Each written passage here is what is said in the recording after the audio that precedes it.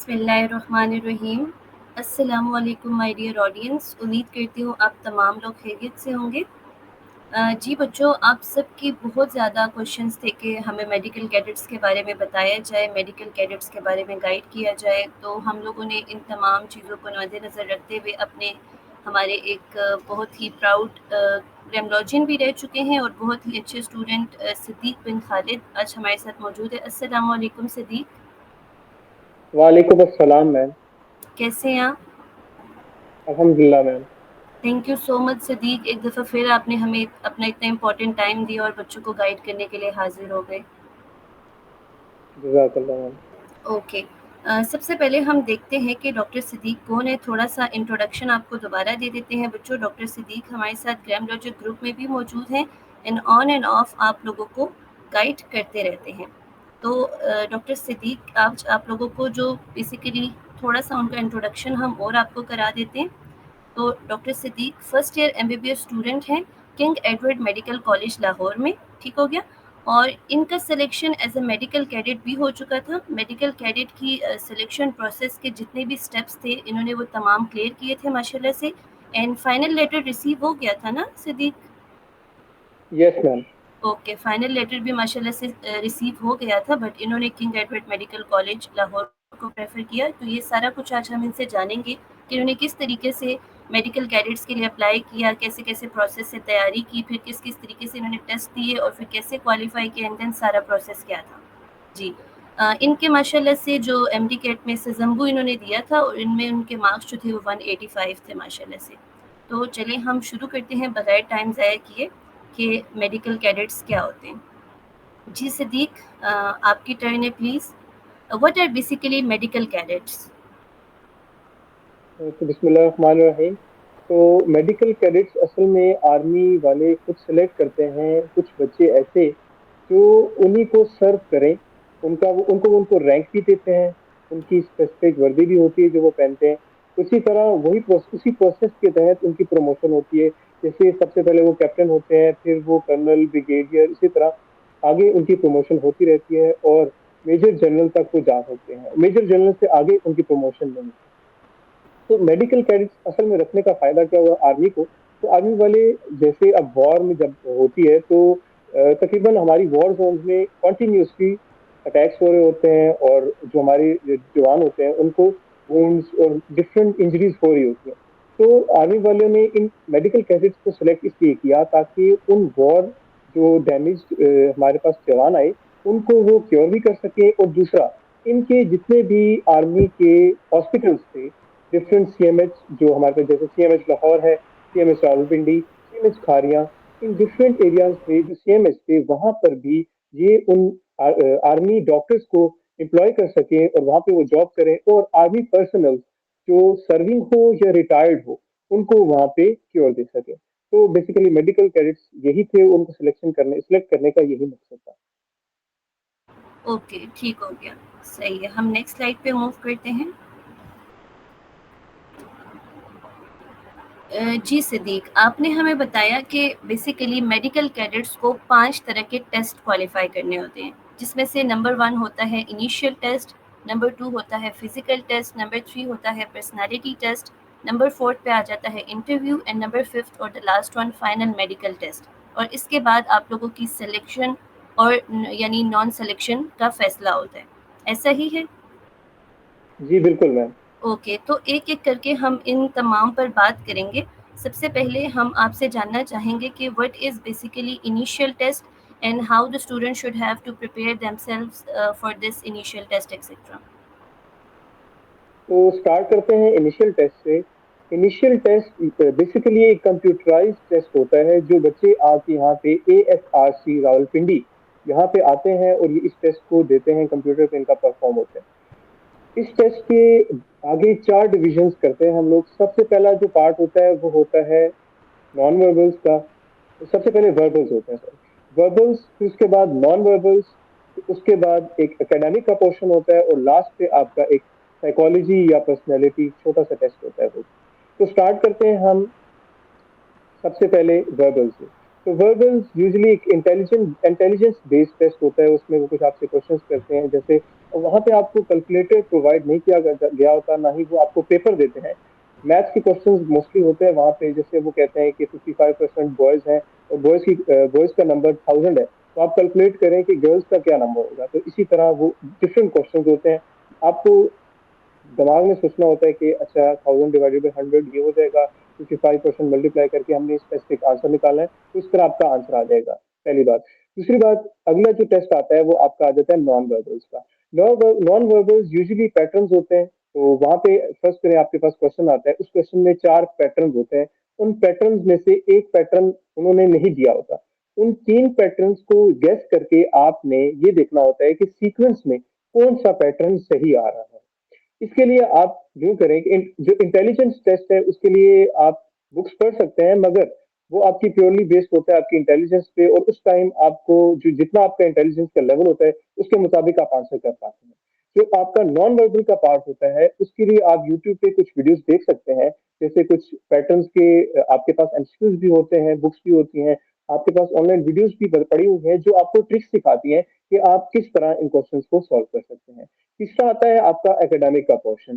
तो एकेडमिक के पोर्शन में आपके प्योरली एमडी कैट से रिलेटेड ही क्वेश्चन होते हैं, क्योंकि जब मैं अटेम्प्ट कर रहा था तो मोस्टली क्वेश्चन मुझे इस तरह फील हो रहा था कि जो मैं एमडी कैट की तैयारी कर रहा हूँ उसी के रिलेटेड है।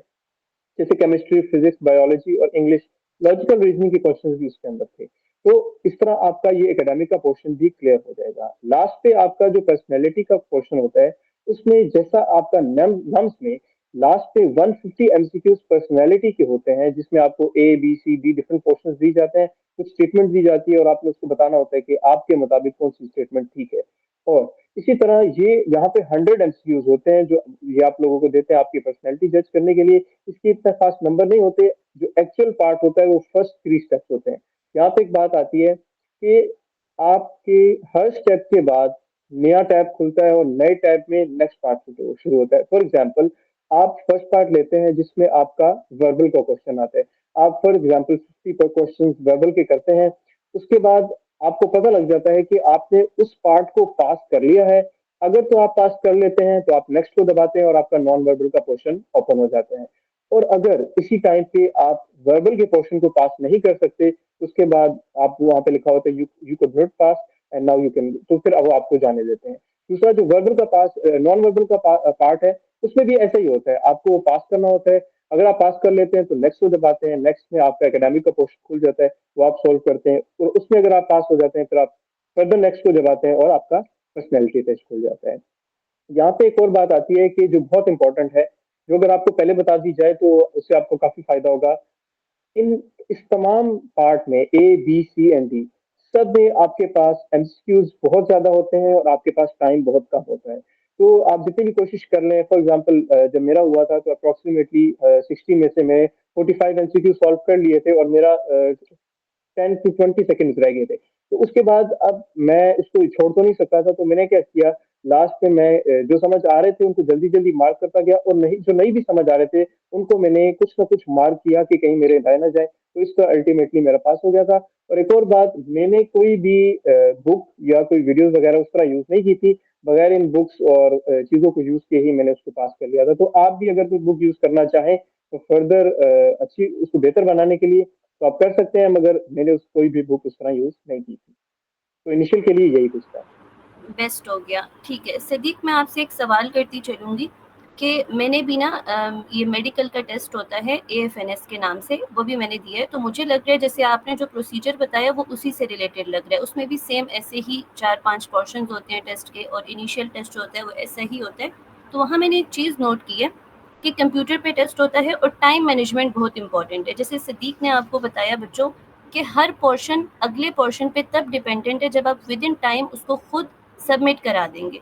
अगर आप विद इन टाइम उसको सबमिट नेक्स्ट पे क्लिक नहीं करेंगे तो आपको शो हो जाएगा कि आपने टेस्ट फेल कर दिया और नेक्स्ट टाइम आप ट्राई करें। तो इसलिए आपने टाइम का ख्याल रखना है। और जो आपने सदीक ने आपको गाइड किया कि एमसीक्यूज बहुत ज़्यादा होंगे तो आपने जल्दी जल्दी करना है, ठीक है। हर एमसीक्यूज पे सोचने नहीं बैठ जाना, क्योंकि ये बहुत एक एमटी कैट स्टूडेंट के लिए ये टेस्ट बहुत आसान है। लेकिन ये टाइम मैनेजमेंट पे डिपेंड करता है और इंटेलिजेंस का टेस्ट है, आपकी रीजनिंग पे डिपेंड करेगा। आपने ज़्यादा हर एक एमसीक्यूज पे सोचना नहीं। ठीक हो गया। सिद्दीक, आपने किसी वर्बल नॉन वर्बल के लिए कोई स्पेसिफिक यूट्यूब चैनल्स वगैरह देखे थे? नो, मैंने कुछ भी यूज नहीं किया था। ठीक है, लेकिन बच्चों यूट्यूब पे अगर आप इनिशियल टेस्ट के नाम से वर्बल नॉन वर्बल के लिए थोड़े से वीडियो से आइडिया ले भी सकते हो, काफ़ी सारी वीडियोस अवेलेबल है, थोड़ा सा आइडिया आप ले लेना। ठीक है, हम नेक्स्ट स्लाइड पे मूव करते हैं।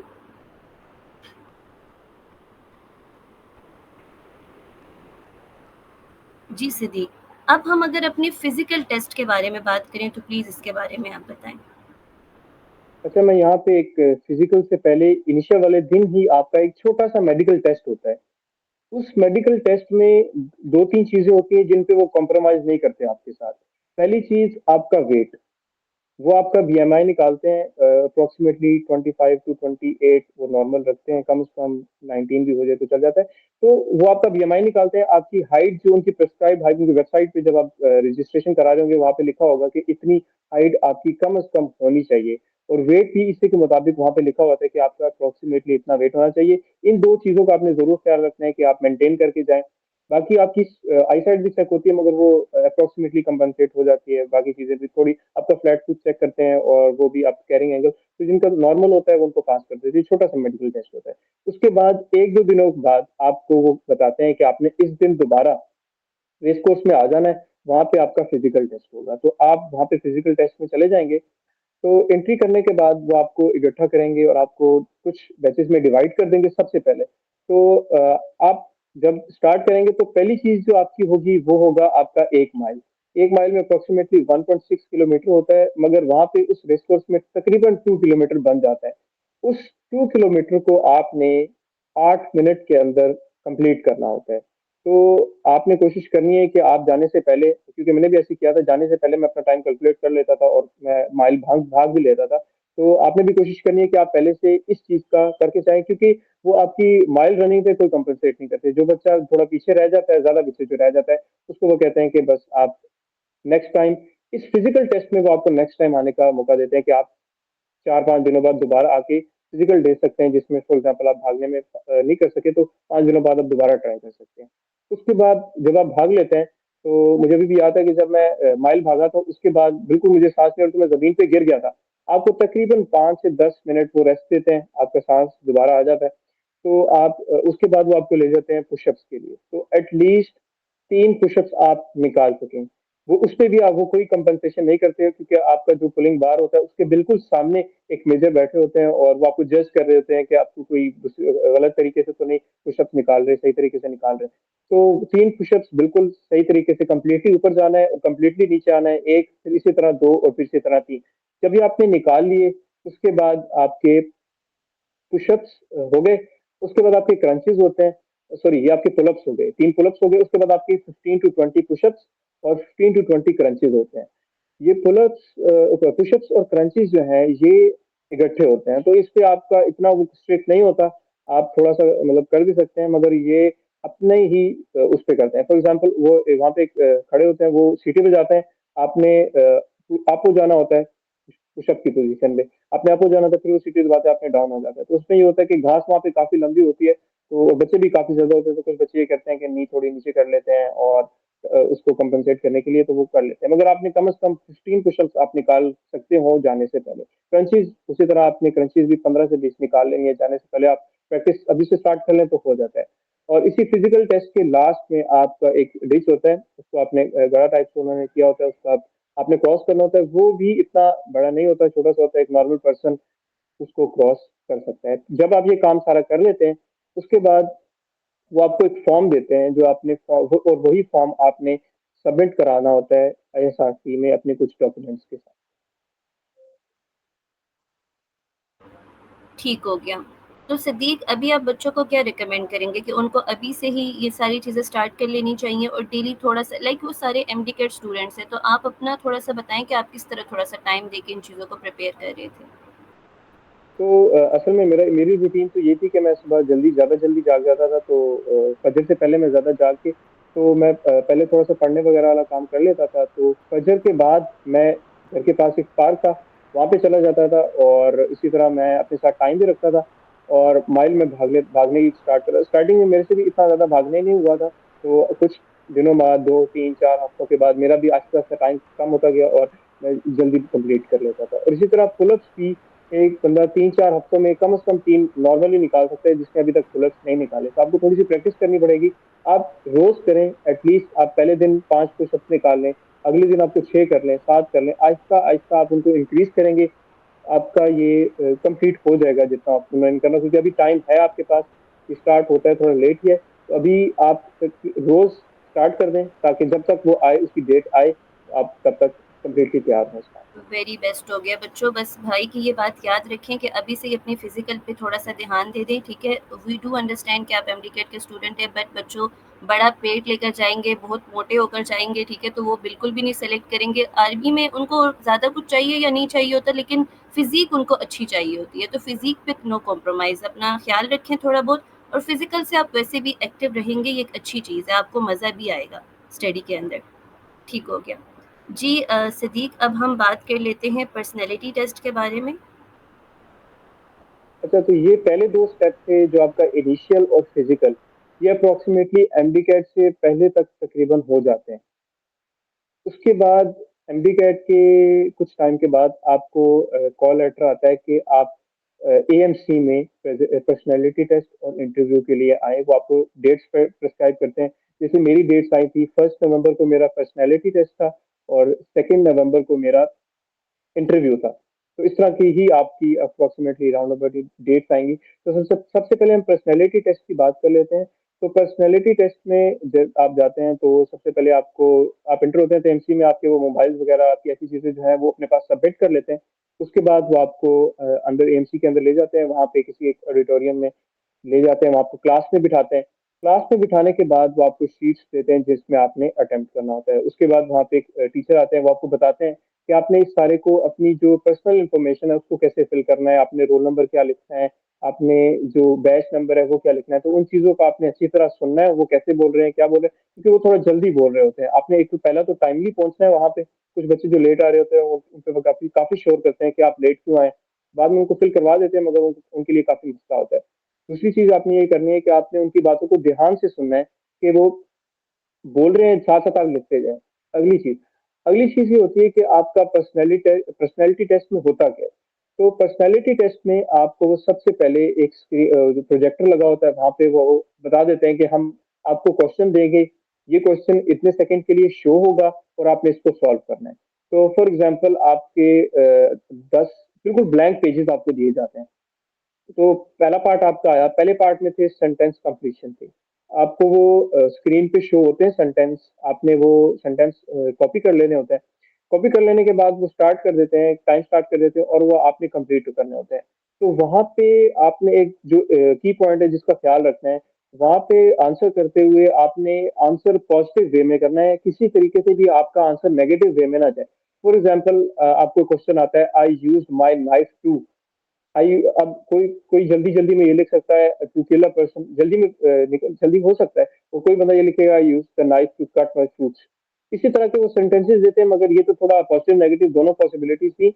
उनका क्वेश्चन ऐसे होता है जिसकी पॉसिबिलिटी हमारे माइंड में आती ही नेगेटिव है। तो आपने उस टाइम कोशिश करना है कि जल्दी के अंदर आपने उसकी पॉसिबिलिटी को पॉजिटिव बना के कंप्लीट करना है। सेंटेंस कंप्लीशन के बाद एक और चीज को आपको जो देते हैं वो होती है, एक कुछ सेकंड्स के लिए आपके सामने एक पिक्चर शो होती है। आपने उस पिक्चर के मुताबिक, देखने के मुताबिक पिक्चर को, उसको डिस्क्राइब करना होता है। आपने एक बात का ख्याल रखते हैं, वो डिस्क्रिप्शन भी पॉजिटिव ही हो, नेगेटिव में आपकी वो डिस्क्रिप्शन ना जाए। वो भी कंप्लीट हो गया। और लास्ट पे वो आपको 2 से 3 टॉपिक्स देते हैं, उसके लिए भी वो टाइम रखते हैं। फॉर एग्जांपल, क्लाइमेट चेंज पे कोई टॉपिक दे देते हैं, वॉर जोन पे टॉपिक दे देते हैं, और आपने उस पर लिखना होगा। तो वो स्पेसिफिक टाइम होता है, उसी पे आपने वो लिखना होता है। इसी तरह आपका ये पर्सनैलिटी टेस्ट कंप्लीट हो जाता है यहाँ पे। फिर ये आपको ले जाते हैं बाहर, और आप फिर आपको कहते हैं कि आप चले जाएं, और नेक्स्ट डे आप आते हैं अपने इंटरव्यू के लिए। ठीक हो गया सदीक। आपने पर्सनैलिटी टेस्ट के लिए कैसे तैयारी की थी, या की थी तो कहाँ से की थी, और किस तरीके से थोड़ा बहुत आपने खुद को प्रिपेयर किया था इसके लिए? मुझे ये पार्ट थोड़ा सा ट्रिकी लग रहा है, आईएसएसबी वाले थोड़े से पार्ट से रिलेट कर रहे हैं। तो जी मैम, थोड़ा सा रिलेट तो कर रहे हैं, मगर मेरे एक सीनियर से मैंने कांटेक्ट किया हुआ था, तो उनसे मैंने पूछा था कि इसको कैसे अटेम्प्ट करना है। तो उन्होंने मुझे ये तो नहीं बताया था कि इसकी कहाँ से तैयारी करनी है, क्योंकि वो कहते हैं कि उन्होंने बोला था कि ये क्वेश्चन जो है ये अनप्रिडिक्टेबल होते हैं। तो उन्होंने इसी तरह मुझे बता दिया था कि आप पे आपकी ये चीजें होंगी, टाइम कम होगा और आपने आंसर पॉजिटिवली करना होगा। तो इसी को इन 3-4 बातों को अटेम्प्ट करते हुए मैंने अपने माइंड में रखा था और इससे मेरा अटेम्प्ट हो गया था। ठीक है, तो बच्चों को कुछ रिकमेंड करेंगे? लाइक देखें, माशाल्लाह से आप तो एक इंटेलिजेंट स्टूडेंट में शुमार होते हैं, बट कुछ बच्चे हमारी तरह थोड़े से पहले से काम कर ले तो बेहतर रहता है, तो बच्चों को थोड़ा सा काम करके जाना चाहिए इसके लिए।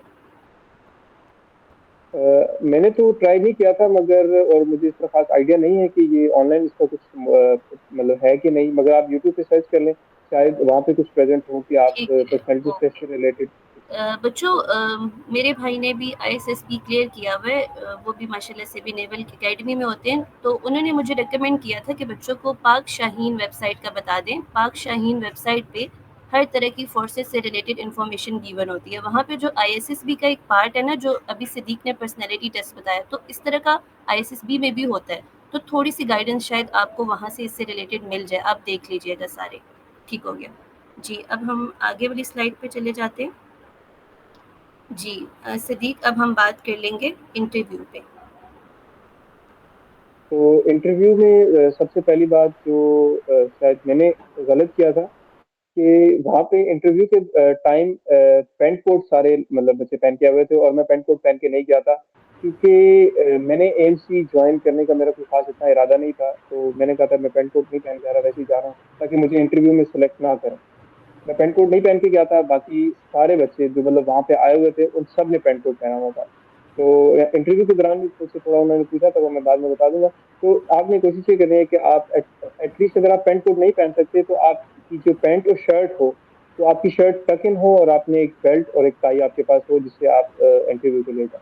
तो पहली ये बात होगी। दूसरी बात, इंटरव्यू के लिए जो 3-4 बातें जो इम्पोर्टेंट है, तो पहली बात आपका जो आपका पर्सनैलिटी टेस्ट पिछले दिन हुआ होता है वो उनके पास मौजूद होता है। आपने जो आंसर दिए होते हैं वो सारे उन्होंने पढ़े होते हैं, अच्छी तरह एनालाइज किए होते हैं। और जब आप अंदर जाते हैं तो आप के दिमाग में वही होना चाहिए जो आपने उसमें लिखा हो, मतलब आपने जो बात पॉजिटिव लिखी हो वो आपके दिमाग में उस टाइम पॉजिटिव आनी चाहिए। उसके बाद दूसरी चीज जो उनके पास होती है, उनके पास आपके ग्रेड्स होते हैं।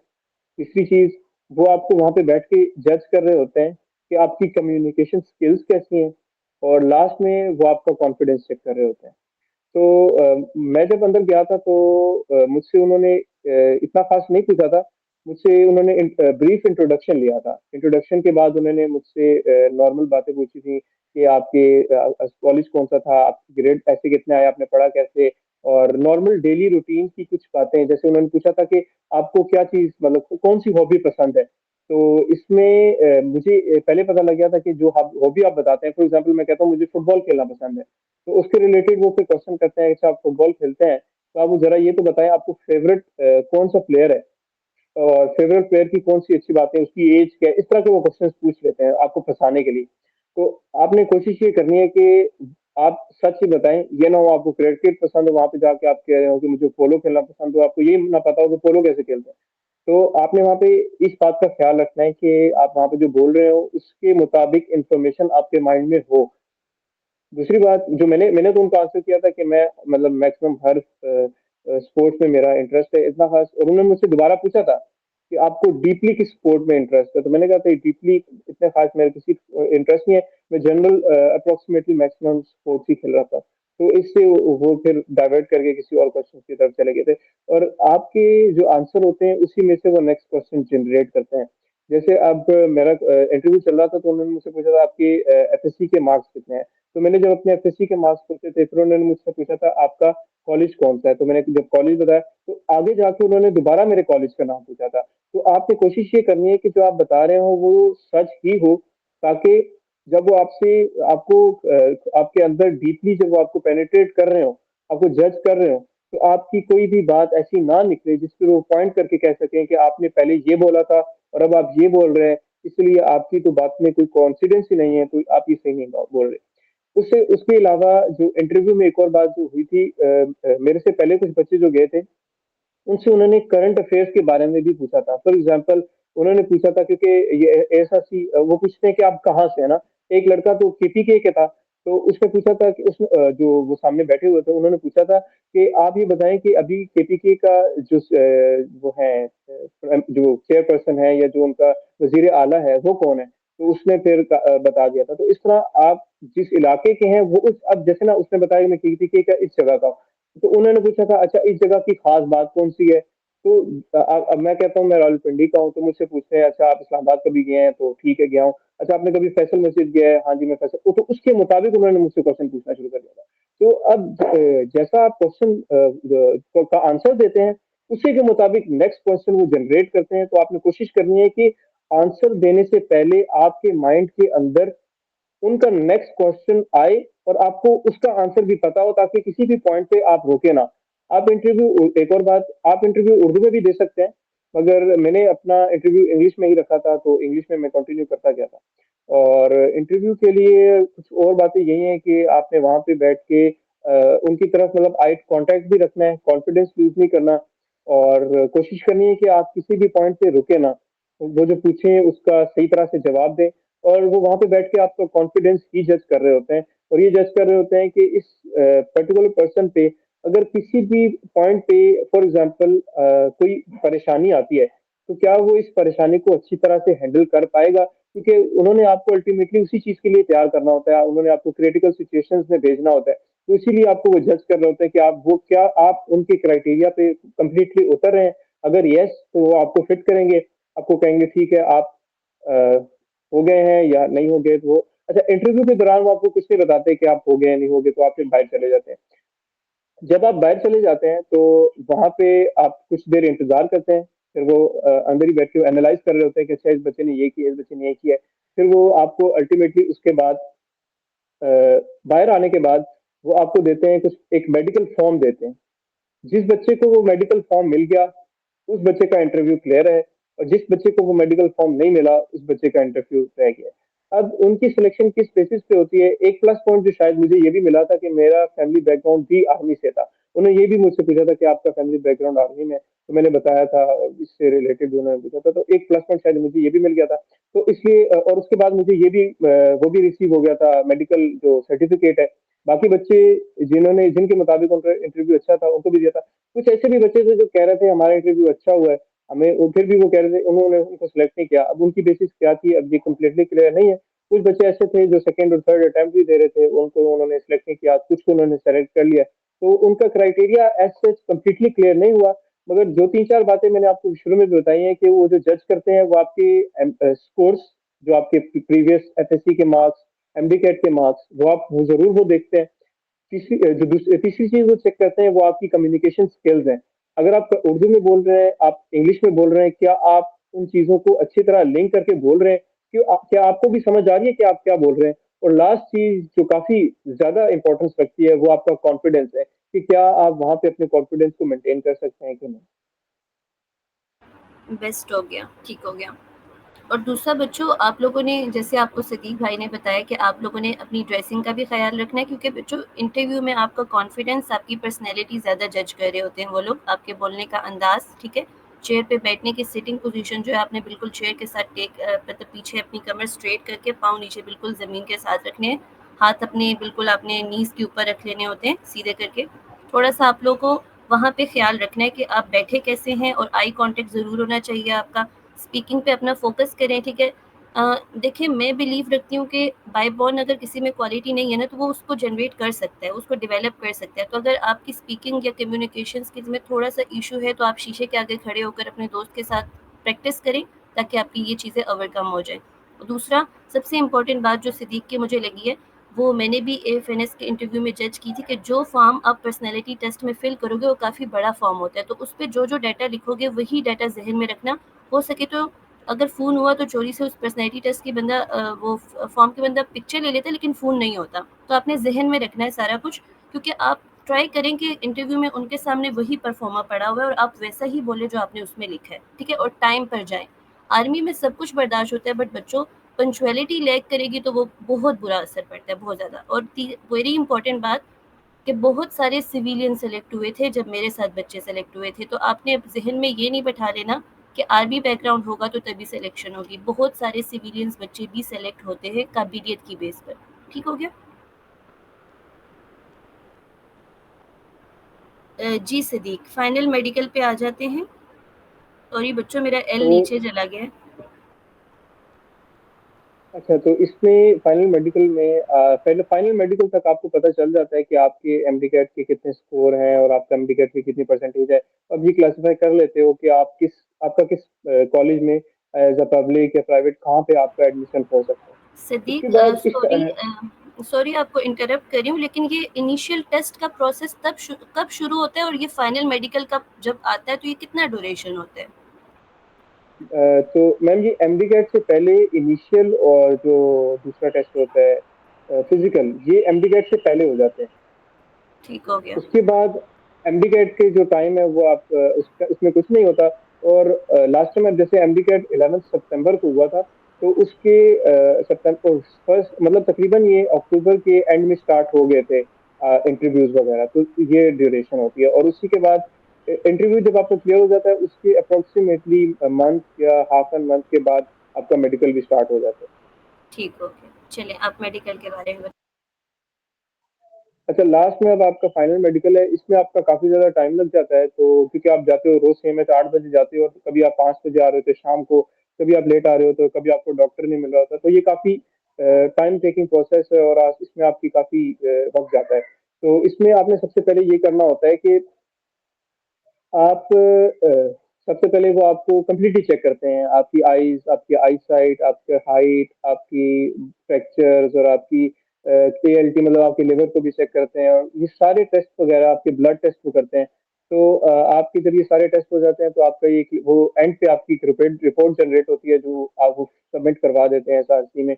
उसके उसके बेसिस पे फिर वो जो रिकमेंड हो जाते हैं और तो वो क्लियर कर देते हैं। और मेडिकल में बहुत कम बच्चे ही नॉन रिकमेंड होते हैं जिनका बहुत बड़ा मसला होता है। तो वो उनकी वजह से, अब जैसे कुछ लोगों का कैरिंग एंगल बहुत ज्यादा होता है तो उसकी वजह से वो उनको फिर नहीं करते, और जिनका फ्लैट फुट होता है बहुत ज्यादा, उसकी वजह से भी वो उनको नहीं करते। तो आपकी जो फिटनेस है वो तो आपकी जो एक नेचुरल फिटनेस है उसको आप चेंज नहीं कर सकते, क्योंकि ये तो आपको वहां पे जाके ही कंफर्म होता है कि आपका कम्प्लीटली आप फिट है या नहीं, उनके क्राइटेरिया पे आप उतर रहे हैं नहीं। तो आपके वहाँ पे टेस्ट वगैरह होते हैं, तो आप अगर टेस्ट कम्प्लीटली उनकी फुलफिल हो जाए तो आप सेलेक्ट हो जाते हैं। और उसके बाद लास्ट में फाइनल मेडिकल के बाद आपका सिलेक्शन का क्राइटेरिया तो खास इतना क्लियर नहीं है। बस उसमें यही होता है कि जो आपके एमडी कैट के मार्क्स और जो एफएससी के मार्क्स हैं तकरीबन वो भी उसमें कंक्लूड करते हैं। क्योंकि जितने लोगों को मैं जानता हूँ जिनका मतलब जिनकी सिलेक्शन हुई है, उनका ये था कि उनको जो कॉल लेटर आई थी वो इस बेसिस पे आई थी कि उनके मार्क्स स्कोर्स कितने हैं, जो जिनके हाईएस्ट स्कोर्स थे उनको पहला आहिस्ता आहिस्ता इस तरह ये कॉल लेटर्स नीचे जाते गए थे। हाईएस्ट स्कोर वाले को पहला आया था, फिर उसके बाद वाले जितने बच्चे थे उनको कॉल सिद्दीक, लेटर रिसीव हुआ था। मेडिकल कैडेट्स में एमडीकेट मैटर करते हैं? मैम करता है, वो कंक्लूड इंक्लूड करते हैं अगर आपने दिया हुआ हो, नम्स अच्छा, को भी ठीक वो है, इंक्लूड करते हैं। सही हो गया। मतलब इसकी अप्लाई और इसके प्रोसेस का मैंडेटरी पार्ट तो नहीं है ना एमडीकेट? ये मैंडेटरी पार्ट नहीं है, नम्स ज्यादा जरूरी है।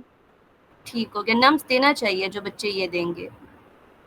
जी जी, अभी वो उनकी कंप्लीटली क्लियर नहीं है पॉलिसी। जब वो आपको वो देंगे रजिस्ट्रेशन के लिए, तो उसमें वो क्लियर कर देंगे कि आपने नम्स जरूरी होता है कि नहीं। यूजुअली वो जरूरी होता है, क्योंकि जब हमने नम्स दिया था तो उन्होंने एमडीकैट और नम्स की दोनों की कॉपीज ली थी और इंटरव्यू के दौरान उनके सामने दोनों पड़ी हुई थी। और जिस बच्चे के पास सिर्फ नम्स था तो उसने नम्स भी दिया था, तो ये नम्स जरूरी तो है। ठीक हो गया। और सटीक, जैसे कि आईएसएसबी के स्टूडेंट्स का जो फाइनल मेडिकल होता है वो काफ़ी टफ होता है, लाइक बॉडी पे कोई स्केचेस लगे हैं अल्लाह ना करे, या कोई खराश वगैरह है तो उस पर इशू बन जाता है, नी नॉकिंग पे ज़्यादा इशू बनता है। तो क्या ये मेडिकल कैडेट्स का भी जो फाइनल मेडिकल होता है ये टफ होता है? मैम ये बहुत ज्यादा टफ नहीं होता, इनकी थोड़ी सी रेंज ज्यादा होती है, जिसमें अब आपकी अगर नीज बिल्कुल लॉक कर रही है तो फिर तो ये आपको नहीं करेंगे। अगर आपका मतलब हल्का सा गैप है बीच में तो वो आपको सेलेक्ट कर लेते हैं। तो इनका भी क्राइटेरिया है सख्त ही, मगर ये भी है कि वो डिपेंड करता है कि उस टाइम उन्होंने क्या क्राइटेरिया रखा हुआ है। क्योंकि अब नी नॉकिंग जिस बंदे की है उसको वो सामने नजर आता है, उसको तो वो फिर नहीं सेलेक्ट करते, और जिसका कैरिंग ओके। एंगल बहुत ज्यादा है उसको भी वो उस तरह सेलेक्ट नहीं करती, क्योंकि आपको पता है आर्मी वाले इन चीजों पे कंसंट्रेशन नहीं करते। Yes sir. जी बिल्कुल। जी बच्चों, तो जो आपके फाइनल मेडिकल्स होते हैं ना वो आपको किसी न किसी सीएमएच में ही देना होता है। आप ये मत सोचिएगा कि आप किसी भी प्राइवेट मेडिकल हॉस्पिटल में कुछ पैसे देकर इसको निकलवा लेंगे, फिटनेस वगैरह नहीं। ये एमबीबीएस या जो जितने भी हमारे सर्टिफाइड सीएमएच के डॉक्टर्स होते हैं वो ही सारा फिट लिखते हैं, तभी एक फाइनल फिटनेस सर्टिफिकेट आपको मिलता है। ठीक हो गया? अच्छा, नेक्स्ट स्लाइड पे मूव करते हैं। जी। सिद्दीक, जैसे कि हमारा जो AFNS का टेस्ट होता है या जो ISSB की प्रोग्रेस होती है, वो हमारी तमाम तर टेस्ट की बेस पर सेलेक्ट होती है, यानी हर टेस्ट के मार्क्स FSC MD-CAT सारे को प्लस करके फिर एक फाइनल मेरिट बनता है। और कुछ बच्चे इन तमाम में सेलेक्ट हो गए थे लेकिन उनका फाइनल लेटर नहीं आया था, तो क्या यहाँ पे भी ऐसा होता है? मैम ये हुआ है कि काफी बच्चे जो एंड पे इंटरव्यू तक भी आ गए थे, उनको कॉल लेटर नहीं आया और कुछ को आ गया, तो इनका सिलेक्शन का जो क्राइटेरिया है वो कम्प्लीटली शो नहीं होता कि ये किस बेसिस पे सेलेक्ट कर रहे हैं। मगर जहाँ तक मुझे अभी तक समझ आई है कि ये आपके जो मार्क्स हैं उनको भी अपनी कंसिडरेशन में रखते हैं कि ये बच्चा क्या इसके मार्क्स अच्छे हैं जिसको हम सेलेक्ट कर रहे हैं, क्योंकि आगे भी आपने मेडिकल की पढ़ाई ही करनी होती है, तो इसकी वजह से वो आपकी इस चीज़ को कंसिडर करते हैं। जी, ठीक है बच्चों, तो आपने हर स्टेप को अच्छे से कवर करना है, चाहे फिर वो इनिशियल हो, फिजिकल हो, पर्सनैलिटी हो, इंटरव्यू हो और फिर फाइनल मेडिकल हो। हर चीज़ में आपका अच्छा होना चाहिए, तब एक फाइनल आपका जो मेरिट बनता है वो बेस्ट बनता है। इसमें फिर आपके FSC, मैट्रिक और MD-CAT वगैरह के मार्क्स भी शामिल होते हैं। ठीक हो गया। जी सिद्दीक, जो मेरा भी बहुत इम्पोर्टेंट आपसे सवाल है और ऑब्वियसली मेरी जितनी ऑडियंस आपको सुनेगी उन सबका ये सवाल आएगा कि आपने KEMU यानी पब्लिक सीट को चूज़ किया और मेडिकल कैडेट की सीट को, लाइक आपको फाइनल लेटर रिसीव हो गया था, आपको ज्वाइनिंग आ गई थी, बट आपने उसको नहीं लिया। बनिस्बत अगर हम ज़ाहिरी तौर पर देखें तो at this spot, like 5 years से पहले आपको मेडिकल कैडेट में ज़्यादा प्रिविलेजेस थी, एक सर्विस थी, ठीक है, तो आपने क्यों इसको चूज़ किया और उसको नहीं किया? तो अगर इसमें देखा जाए तो मेरा पर्सनली कोई इरादा नहीं था एमसी जाने का, और मैंने टेस्ट भी जबरदस्ती दिए थे, घर वालों के कहने पे मैं बिल्कुल नहीं जाना चाह रहा था। तो एक तो ये बात होगी थी, दूसरी बात ये थी कि ना जाने की वजह क्या है। ना जाने की वजह ये है कि सबसे पहले जो मेडिकल कैडेट की सेलेक्ट करते हैं उसमें आपको ये बाउंड रखते हैं, आपसे एक बॉन्ड साइन करवाते हैं जिसमें आपसे कहते हैं कि आप हमारे पास कंटिन्यूसली 13 ईयर्स तक आप सर्व करेंगे, और आप इसके अलावा हमारे से अलावा कहीं और सर्व नहीं कर सकते। अब इस पे ये डिपेंड करता है कि ये इनकी मर्जी होती है, या जहाँ भी आपको चाहे आपको भेजें, या आपको वजीरिस्तान वगैरह की मतलब डिफरेंट वॉर जोन के इलाके में भेज सकते हैं, जहाँ तक इनकी मर्जी होती है। एक वजह यही थी। दूसरी वजह ये थी कि ये आपको स्पेशलाइजेशन आपकी मर्जी के मुताबिक नहीं करने देते, अगर आपका उस तरह का मेरिट नहीं बनता। मेरिट काफी सख्त होता है, स्पेशलाइजेशन भी आप अच्छी तरह नहीं कर सकते। और लास्ट में फर्दर स्टडीज के लिए भी आपको जाहिर सी बात है बाहर जाके स्टडीज करनी पड़ती हैं। उसके लिए भी ये नहीं करते इतना। उसके लिए भी ये होता है कि एक टेस्ट करते कंडक्ट करते हैं ये लोग, जिसमें कुछ बच्चों को ये बाहर भेजते हैं, और उस टेस्ट के लिए ऑलरेडी काफी बच्चे जो हैं वो प्रिपेयर कर रहे होते हैं और उस टेस्ट को बार बार दे रहे होते हैं, तो वो भी काफी टफ होता है। और एक और बात, जो मिलिट्री कैडेट होता है उसके लिए बहुत मुश्किल होता है स्टडी करना। मेरे अपने दोस्त जो भी मिलिट्री कैडेट में गए हुए हैं वहाँ पे पढ़े हैं, वो कहते हैं कि हमारे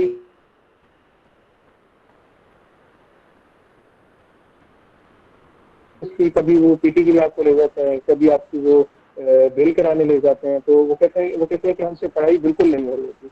और एक यही कुछ जो वजह थी जो मैं कह रहा था कि मैंने इसलिए नहीं जाना। ठीक हो गया, आपका नेटवर्क शायद थोड़ा सा स्लो हो गया।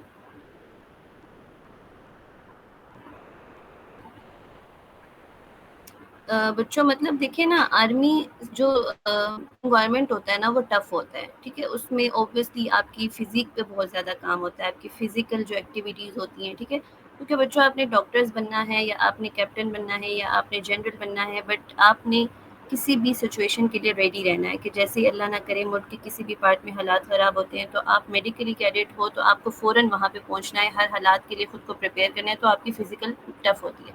जी सिद्दीक। Yes ma'am.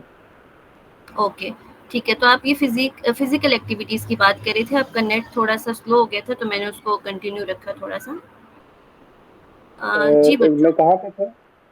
यहीं पे थे कि जो आपके फ्रेंड है उन्होंने बताया कि मेडिकल या मिलिट्री कैडेट के लिए स्टडी थोड़ी टफ होती है। जी वो कह रहे थे कि वो कंटिन्यूसली उनको सुबह फजर के टाइम उठा के उनसे ड्रिल्स कराते हैं, पीटी वगैरह करा रहे होते हैं, और उनको वो स्टडीज के लिए बिल्कुल टाइम नहीं देते, और वो मतलब बहुत मुश्किल होता है उनके लिए पढ़ना। और दूसरा ये है कि वो मतलब काफी वो बेचारे कमजोर भी हो जाते हैं। मतलब मैंने अपने दोस्त हैं, वो अच्छे खासे थे, वो बहुत ज्यादा मतलब वीक हो गए हैं अब।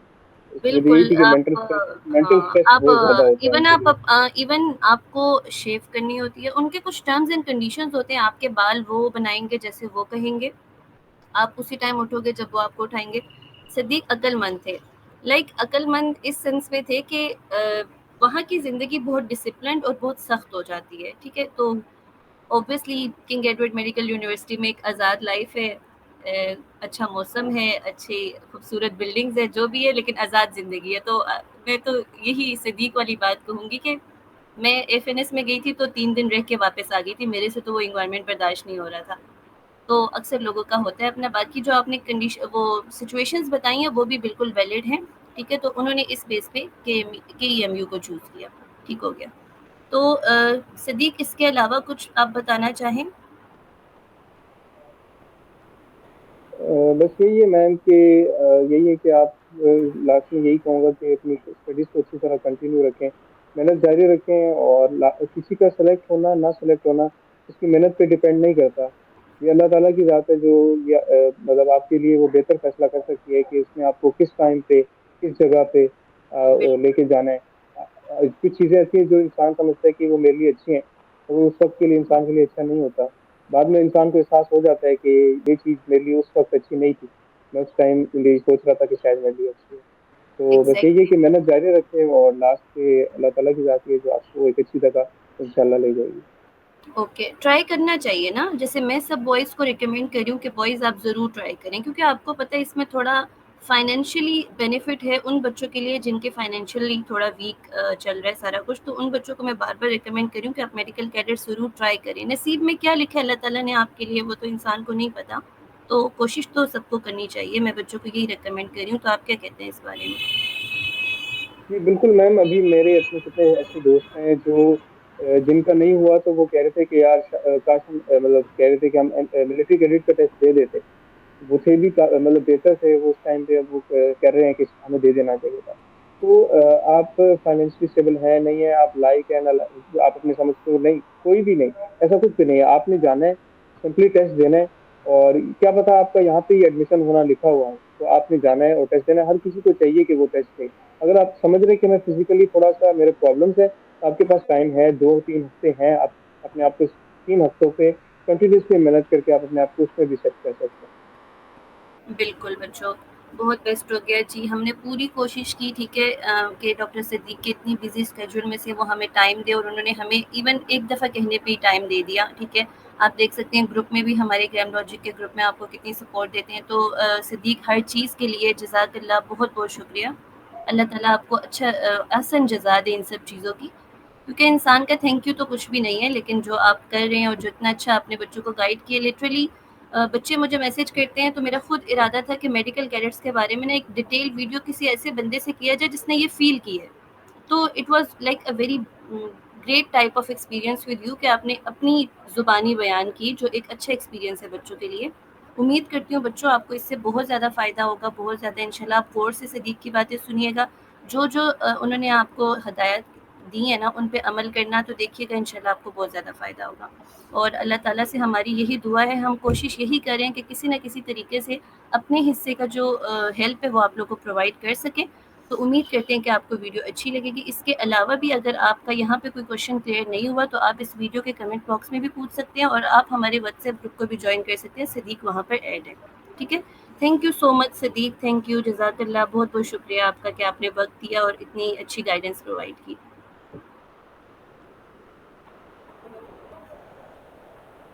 सदीक, आपको मेरी आवाज़ आ रही है? जी जी जी मैम, आ रही थैंक यू सो मच, जज़ाकल्लाह। तो है। जज़ाकल्लाह हमें मैम। कुछ और, या बस एंड करें? जी जी मैम, बस। ओके जी, थैंक यू सो मच बच्चों, अपना ख्याल रखिएगा। अच्छा सा कमेंट सदीक भाई के लिए ज़रूर सबने करना है। Okay, thank you so much, अल्लाह हाफिज़।